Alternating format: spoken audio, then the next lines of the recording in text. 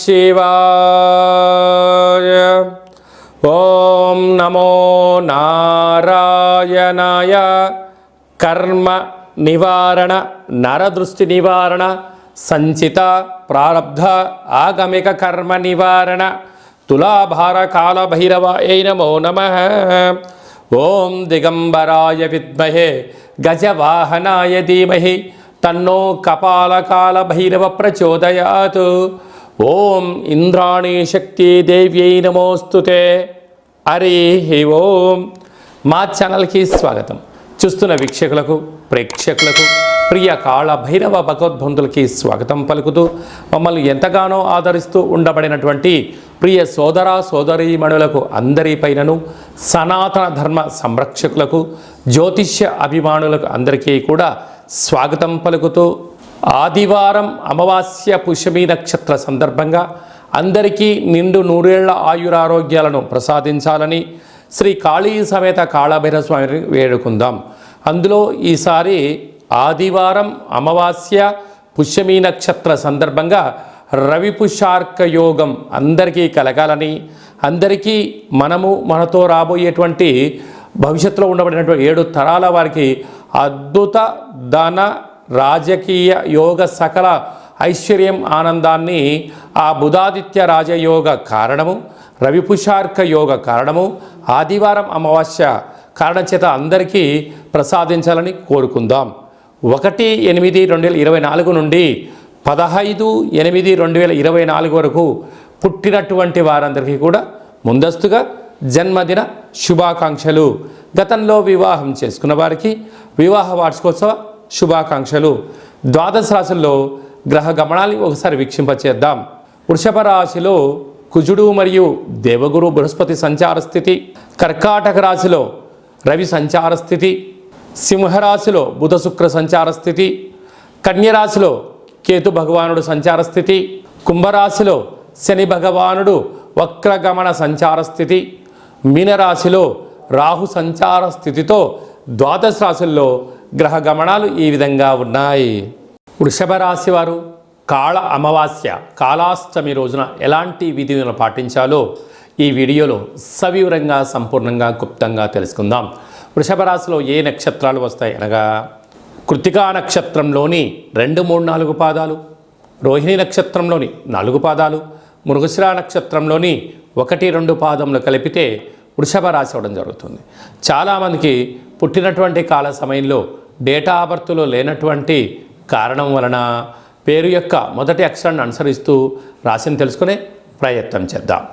ఈ, ఊ, ఏ, ఓ, వా, వి, ఉ, వే, ఓ అక్షరాల వారందరూ కూడా వృషభ రాశి జాతకులే. వృషభ రాశి యొక్క అధిపతి శుక్ర భగవానుడు. వీరికి రాశిలోనే కుజుడు సంచారం చేయడం వలన కుజదోష ప్రభావము అని చెప్పి గమనించగలగాలి.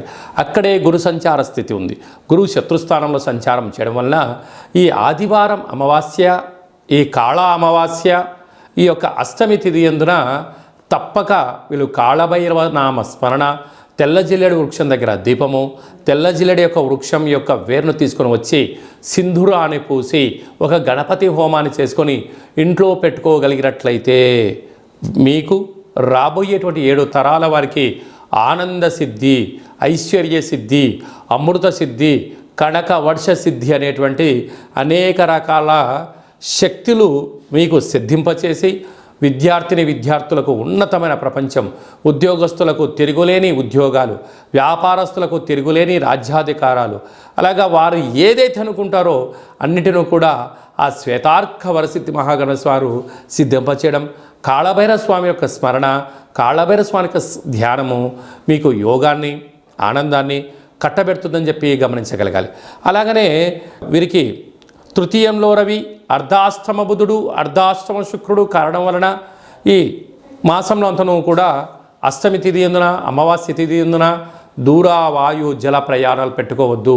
మీ ఫోన్లు, ల్యాప్టాప్లు, ఓటీపీలు, బ్యాంకు లావాదేవీలు వీలైనంత వరకు క్లుప్తంగా ఉంచుకునే ప్రయత్నం చేయండి. మీరు కొద్దిపాటి వస్తువులు పోగొట్టుకునే పరిస్థితి చాలా అధికంగా ఉంటుందని చెప్పి గమనించాలి. హోటల్ వ్యాపారస్తులు, స్వయం వృత్తులు, సేవా రంగాలు, గృహ భవన నిర్మాణ కార్యక్రమం చేసేవారు, వ్యవసాయ సోదరీమణులు, ప్రభుత్వ ఉద్యోగంలో ఉండబడిన వారందరూ కూడా ఎన్నో జాగ్రత్తలు అవసరమని చెప్పి జ్యోతిర్విజ్ఞానం తెలియచేస్తుంది. ముఖ్యమైనటువంటి పండగల గురించి క్లుప్తంగా సవివరంగా సంపూర్ణంగా తెలుసుకుందాం. 4వ తారీఖు 8వ నెల 2024 సంవత్సరంలో ఆషాఢమాస బహుళపక్ష ఆదివారము అమావాస్య పుష్యమీ నక్షత్ర సందర్భంగా చాలా మహోన్నతమైన పర్వకాలం అని చెప్పి గమనించాలి. ఆదివారం అమావాస్య వస్తేనే అందరికీ పెద్ద పండగ. అందులో పుష్యమీ నక్షత్రంతో కూడుకున్నటువంటి అమావాస్య కావడం వలన మనకు బహిర్ ప్రాంతాలలో వ్యవసాయ క్షేత్రాల్లో తెల్ల జిల్లేడు వృక్ష ఉండడం జరుగుతూ ఉంటుంది. ఏపుగా పెరిగినటువంటి వృక్ష దేవత కింద శ్వేతార్క వరసిద్ధి మహాగణపతి స్వామివారు వృక్ష రూపంలో ఉండడం జరుగుతుంటుంది. ఆ గణపతి స్వామివారిని తెచ్చుకొని గృహంలో ఉంచుకున్నట్లయితే మనకు భావి తరాలకు 7 తరాల వారికి అద్భుతమైన ఆనందయోగం, అమృత యోగం, ధనయోగం, రాజకీయ యోగం కలుగుతుందని చెప్పి గమనించాలి. కనుక మనం అమావాస్య రోజు ఉదయాన్నే నిద్రలేచి ఇంటినల్లా శుద్ధి పెట్టుకొని మంగళ స్నానాలు చేసుకొని ఇంటికి మామిడాకులు కొబ్బరాకులను ఏర్పాటు చేసుకొని సూర్య నమస్కారం చేసి సూర్య భగవానికి అర్ఘ్యం వదిలిపెట్టడము, ఒక తెల్ల జిల్లేడు ఆకులలో చక్కెర పొంగలి పాయసాన్ని భగవంతుడికి నైవేద్యంగా ఏర్పాటు చేయడము, సూర్య నమస్కారాలు, సూర్య ఆసనాలు, సూర్యోపాసన, ఓం హ్రాం హ్రీం రౌం సహ సూర్యాయ నమః అనేటువంటి మంత్రాన్ని ఒక 108 సార్లు తప్పకుండా పారాయణం చేసినట్లయితే అద్భుత యోగం కలుగుతుందని చెప్పి గమనించగలగాలి. అలాగనే మధ్యాహ్నం పూట గతించినటువంటి పెద్దవారి పేరు పైన నువ్వులు, దర్భలు, నీళ్ళను వదిలిపెట్టడం, పక్షిరాజవారైనటువంటి కాకిరాజు వారికి ఆహారాన్ని ఏర్పాటు చేయడం, గతించిన వారి పేరు పైన సునకపు మహారాజులకు ఆహారం ఏర్పాటు చేయడం, దేవాలయంలో బ్రాహ్మణుడికి స్వయంపాక దానాన్ని ఏర్పాటు చేయడం వలన గతించినటువంటి వారి యొక్క పితృదేవతల యొక్క ఆశీస్సులు ఉంటాయని చెప్పి గమనించాలి. సాయం సంధ్య కాగానే సాయంత్రం 4:30 నుండి 6 గంటల వరకు రాహుకాల సమయం ఉంటుంది కనుక ఇంట్లో ఒక అష్టదళ పద్మాన్ని వేసుకొని నిమ్మకాయలతో దీపాన్ని వెలిగించడము, విష్ణు సహస్రనామ పారాయణం కానీ లలిత సహస్రనామ పారాయణం చేయడం వలన ఇంటిలో రాహుకాలంలో చేసే పూజ ఫలిత ప్రభావం వలన నరదృష్టి, శత్రు ప్రభావాలు తొలగిపోతాయి. చీకటి పడ్డాక లేకుంటే ఉదయం కానీ ఇంటికి ఒక ఎర్రటి గుమ్మడికాయను దిష్టి తీసి పలగొట్టడం, దారం కలిగిన నిమ్మకాయని కట్ చేసి గడపకు ఇటువైపు అటువైపు పెట్టడం, కార్లను, ఫ్యాక్టరీలను, కర్మాగారాలను శుద్ధి పెట్టుకొని సాంబ్రాణితో ధూపం వేయడం వలన ప్రశాంతత కలుగుతుందని జరుగుతుంది. మిగతా రోజుల్లో 1000 జపం చేస్తే ఎంతటి ఫలితం వస్తుందో ఆ రోజు ఒక్క నామాన్ని స్మరించిన కాలభైరవ అన్న, కాళికామాత అన్న, వెంకటేశ్వర అన్న, ఓం నమశివాయ అన్న అద్భుతమైన ఫలితం కలుగుతుంది అని చెప్పి గమనించాలి. ఆ రోజు చేసే పూజ, ఆ రోజు చేసే దీక్ష, ఆ రోజు ఉండబడిన మౌనము మనకెంతో ఐశ్వర్యాన్ని, ఆనందాన్ని మనకు కలిగిస్తుందని చెప్పి గమనించగలగాలి. అదే కాకుండా ఆ యొక్క అమావాస్యను కాళ అమావాస్య అంటారు. అంటే కాళిదాసు లాంటి వాళ్ళు, బట్టి విక్రమార్కుడు లాంటి వాళ్ళు, శివాజీ చక్రవర్తులు లాంటి వారందరూ కూడా ఇలాంటి రోజులలోనే సాధన చేసి కాళ స్వరూపమైనటువంటి కాళికామాతను, కాళభైరవ స్వామిని ప్రసన్నం చేసుకున్నారని చెప్పి గమనించాలి. అలాగనే మనకు 12వ తారీఖున 13వ తారీఖున శ్రావణమాస శుద్ధాష్టమి సందర్భంగా, కాళ అష్టమి సందర్భంగా కాళభైరవ స్వామి స్మరణ, ధ్యానము యోగదాయకం అని చెప్పి గమనించాలి. మన యొక్క దేవాలయంలో 4 శనివారాలు, 4 మంగళవారాలు, శుద్ధాష్టమి, పూర్ణిమ, బహుళాష్టమి, అమావాస్య సందర్భంగా నిత్యము కాళభైరవ హోమం జరుగుతూ ఉంటుంది. కనుక దేవాలయంలో అర్చన, అభిషేకాదులు, కాళభైరవ స్వామి యొక్క ముడుపు, కాళభైరవ స్వామి వారి యొక్క కూష్మాండ దీపము పెట్టడం జరుగుతుంటుంది. హోమంలో పాల్గొనడం వలన సకల అష్ట కష్టాలు తొలగిపోతాయి. కాలము అనగానే కాళభైరుడి యొక్క చేతిలో ఉంటుంది. అందుకే కాళాష్టమి, కాళ అమావాస్య రోజున భైరవ స్వామి యొక్క స్మరణ, ధ్యానము, పూజ ఐశ్వర్యాన్ని, ఆనందాన్ని కట్టబెడుతుందని చెప్పి గమనించాలి. గృహంలో ఉండబడిన నరదృష్టి తొలగిపోతుంది. వ్యాపారాల్లో ఉండబడినటువంటి ఆటంకాలు తొలగిపోతాయి. విపరీతమైనటువంటి జనాకర్షణ, ధనాకర్షణ కలుగుతుందని చెప్పి గమనించాలి. ఆసక్తి కలిగితే ఇంట్లో చేసుకోండి. కుదరలేని పక్షంలో ఈ కింది నెంబర్ సంప్రదించినట్లయితే, మీ గోత్రనామంలో పంపించినట్లయితే వీడియో కాల్ ద్వారా చూపించి మీ పేరు పైన ఒక సౌభాగ్య ముడుపు, కూష్మాండ దీపము, హోమాన్ని చేయించి వాట్సాప్ కాల్ ద్వారా ప్రత్యక్ష ప్రసారాన్ని కూడా చేయించడం జరుగుతుందని చెప్పి గమనించాలి. ఇంకను మనము ఈ ఆషాఢమాస ఆదివారం అమావాస్య రోజున, శ్రావణమాస శుద్ధాష్టమి కాలాష్టమి సందర్భంగా ఇంకనూ విజయం సాధించగలగాలి అన్నట్లయితే ఈ యొక్క పాత్ర కంచు పాత్ర అంటారు. ఈ యొక్క అంటే కంచు మోగినట్టు కనకమ్ము మోగదు గదరా సుమతి అని చెప్పి మనకు సుమతి శతకంలో చెప్పడం జరుగుతుంటుంది. రాసులు 12 ఎలా ఉంటాయో 12ని అచ్చు వేయడం జరుగుతుంటుంది. పూజ చేసిన తదనంతరము ఈ యొక్క పాత్రను ఇలా ఎడమ చేతో పట్టుకొని కుడి చేతో ఈ కర సహాయం తీసుకొని ఇలా చిన్నగా శబ్దం చేసినట్లయితే ఓంకార శబ్దం రావడం జరుగుతుంటుంది.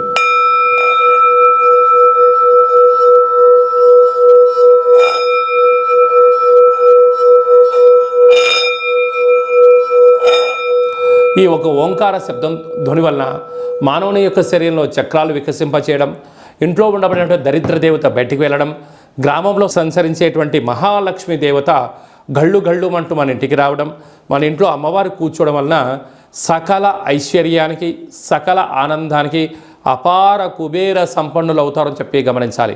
ఈ యొక్క కాళభైరవ స్వామి అక్షయ పాత్ర మరియు మీకు ఒక కాళభైరవ స్వామి ఒక పిరమిడు, డాలరు, కంకణము, కాళభైరవ హోమం చేయించడం జరుగుతుంది. మీకు వాట్సాప్ కాల్ ద్వారా ప్రత్యక్ష ప్రసారాన్ని కూడా చూపించడం జరుగుతుంది. ఆసక్తి గలవారు ఈ కింది నెంబర్ సంప్రదించి ఆ అక్షయ పాత్రను ఇంట్లో ఉంచుకోవడం వలన అద్భుతమైన ఆనందం, ఆరోగ్యం మీ సొంతం అవుతుందని చెప్పి గమనించాలి. అలాగనే మీ వ్యక్తిగత జాతకం తెలుసుకోవాలనుకుంటున్నారా? మీ పుట్టినటువంటి కాల సమయంలో మీకు తల్లిదండ్రులు పెట్టిన పేరు, డేటు, నెల, సంవత్సరం, సమయం వ్రాసి పంపించినట్లయితే 100 సంవత్సరాల జాతకాన్ని వ్రాసి సవివరంగా పంపించడం జరుగుతుంది. మీరు పుట్టినప్పుడు గ్రహ గమనాలు ఎలా ఉన్నాయి, ప్రస్తుతం ఎలా ఉంటున్నాయి, రాబోయే కాలంలో ఎలా ఉండబోతున్నాయో సవివరంగా సంపూర్ణంగా తెలియజేయడం జరుగుతుంటుంది.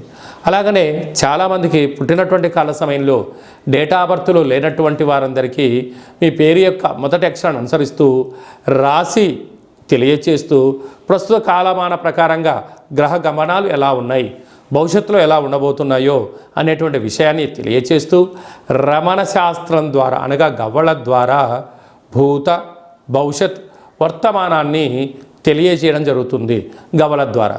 కనుక డేటా బర్త్లు లేనటువంటి వారికి గవ్వల ద్వారా జ్యోతిష్యాన్ని చెప్పడం జరుగుతుంది.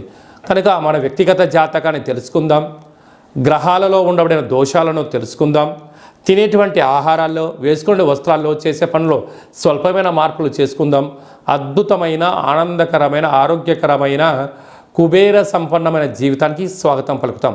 కనుక ఆసక్తి గలవారు ఈ కింద మనం సంప్రదించి అపాయింట్మెంట్ తీసుకొని సంప్రదించగలరు.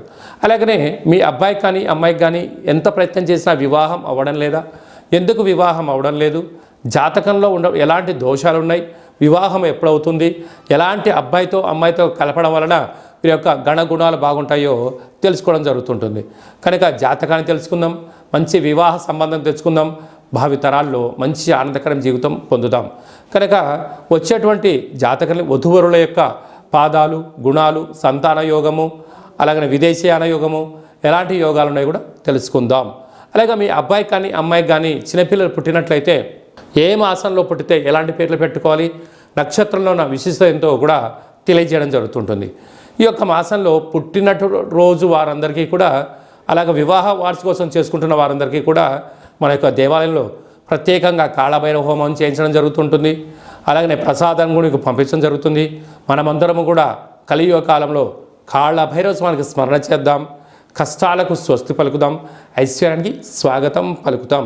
అందరికీ ఆదివారం అమావాస్య పుష్యమీ నక్షత్ర సందర్భంగా ఆశీస్సులు కోరుకుంటూ ఆశీర్వచనం. ఓం కాళకాలాయ విద్మహే కాళాతీతాయ ధీమహి తన్నో కాళభైరవ ప్రచోదయాత్. శతమానం భవతి శతాయు పురుష సతేంద్రియ ఆయుష్యేవేంద్రియే ప్రతిష్టతి. ధనం ధాన్యం బహుపుత్రలాభం శత సంవత్సరం దీర్ఘమాయు. సర్వే జనా సుఖినో భవంతు, లోకా సమస్తా సుఖినో భవంతు. సర్వం కాళభైరవ దేవతార్పణమస్తు.